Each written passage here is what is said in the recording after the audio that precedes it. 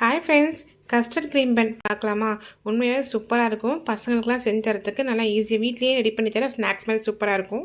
இது எப்படி செய்யணும்னா, வெதுவெதுப்பான பாலில் வந்து 1 ஸ்பூன் ஈஸ்ட்டு 2 ஸ்பூன் சுகரை மிக்ஸ் பண்ணி ஒரு 1/4 மணி நேரம் விட்டுருங்க. அதுக்கப்புறமா அதில் 1/2 கப் மைதா, முட்டை, வெள்ளை எசன்ஸு, சால்ட் இதெல்லாம் போட்டு நல்லா மிக்ஸ் பண்ணி 2 ஸ்பூன் ஆயில் போட்டுக்கோங்க. நல்லா மிக்ஸ் பண்ணி 1 ஹவர் ரெஸ்ட் விட்டுருங்க.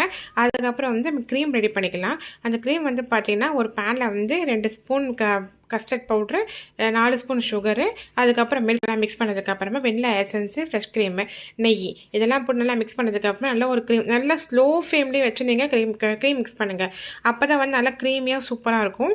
ரெடி ஆனதுக்கப்புறமா குழியான கடை எடுத்து வச்சு அதில் வந்து கரண்டியை வந்து நல்லா காய விட்டுருங்க. குண்டுக்கடலை காய விட்டதுக்கப்புறமா அதில் வந்து அழகாக கொஞ்சம் எண்ணெய் எடுத்து கொஞ்சம் மாவு போட்டு அது மேலேயே வந்து எண்ணெய் நல்லா ஊற்றி எடுத்திங்கன்னா சூப்பராக ப்ளஃபியாக பன்னு சூப்பர் ரெடி ஆகிடும். அந்த பன்னில் கட் பண்ணி க்ரீமை சாப்பிட்டு சூப்பராக இருக்கும் ஃப்ரெண்ட்ஸ்.